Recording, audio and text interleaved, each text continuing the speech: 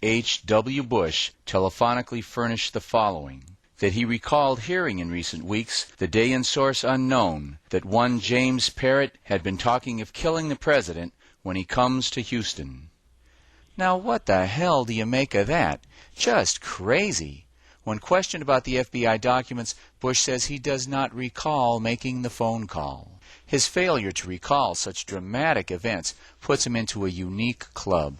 Like Nixon and Hunt, he can't seem to remember the events of November 22, 1963. It seems that this guy was everywhere, connected to every single aspect of the assassination, planning, execution, and cover-up. No one, not Hunt, not Connally, not Nixon, no one on the face of the earth could possibly have better credentials as a suspect than George Herbert Walker Bush. The scale in this case is tipped past a certain critical point. The probability that he was involved is genuinely beyond a reasonable doubt. The Hoover memo is not circumstantial evidence, it is direct eyewitness smoking gun evidence from the most influential figure in the history of American law enforcement. The rest of the evidence merely provides a context for this memo that makes it impossible to reasonably believe that the former president was not involved in the murder of John Kennedy. If we could present this evidence to an unbiased jury in Texas, they would certainly give him the death penalty. Ow, ooh, ooch, oh, ow, ooh, ow, oh, take it easy, fellas. Ow, ooh, ooch, oh, ow, ooh, ow, oh, take it easy, fellas. Ow, ooh.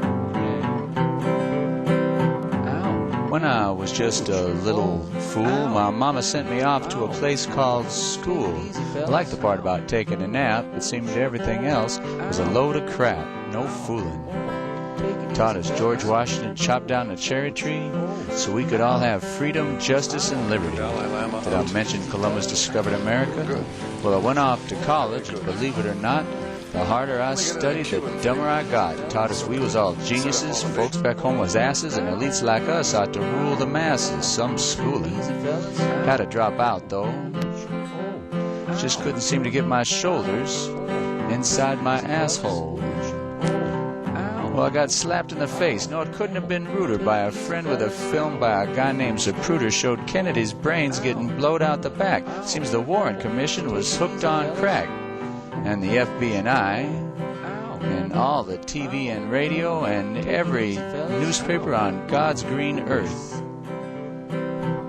Well, the day JFK got blown away, old George Bush was in the CIA, and though E. Howard Hunt might have held the gun, George Bush Sr. was surely the one that said, do it. Told him again during Watergate, do it. Sold that slogan to Nike. 40 years later, I'm preaching away. Seems my head's still out in the light of day, but people are still crying, Kennedys are still dying, and the TV and the papers and the teachers still lying. Seems it's still pretty dark out. In the middle of the day, even if you don't have your head shoved up 3 miles up your asshole. There are many things we will never know about the assassination. The guilty parties have done all they can to make it this way. Investigations have been blocked. Much evidence has been destroyed, witnesses have been murdered. We are left with bits and pieces. So what do?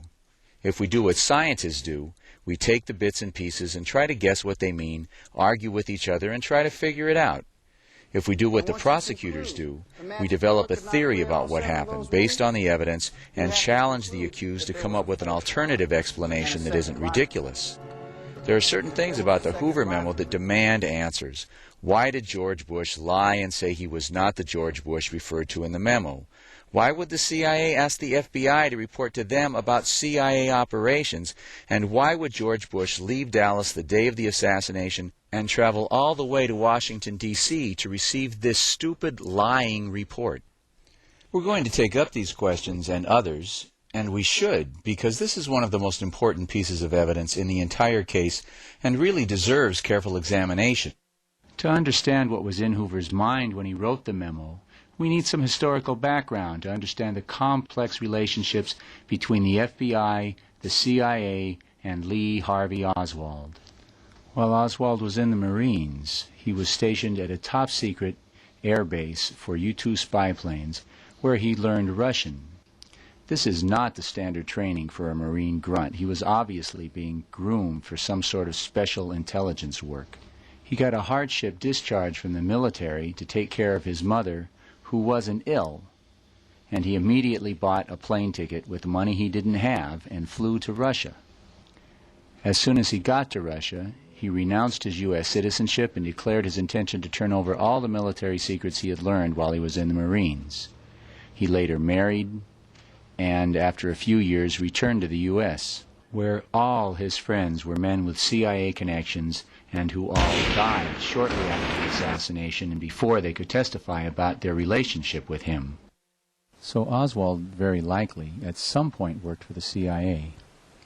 But, according to declassified secret documents of the Warren Commission, they were told by the Dallas District Attorney and the Attorney General of the state of Texas that Lee Harvey Oswald was working for the FBI at the time of the assassination, that his informant number was S-179, and that he was receiving $200 a month. In his wallet at the time of his arrest, he had the name, phone number, and license number of Dallas FBI agent James Hosty. Witnesses have testified about secret meetings and package exchanges between Oswald and other FBI agents outside this garage.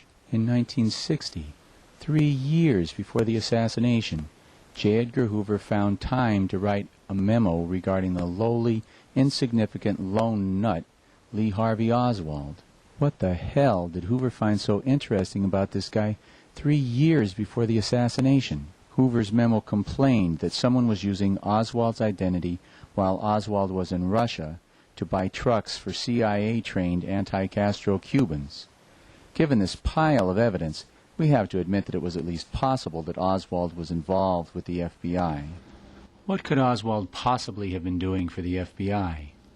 Well, what was the FBI doing? Hoover was helping JFK crack down on the CIA. Less than 3 months after becoming president, Kennedy awoke one morning to discover that the CIA had launched a major invasion of Cuba at the Bay of Pigs, using their secretly trained army of misguided anti-Castro Cubans. Allen Dulles, the CIA chief, figured that if he launched an invasion with the CIA's private army, Kennedy would be forced to order an all-out invasion of Cuba to back them up. Kennedy refused to go along, and the entire CIA army was killed or captured.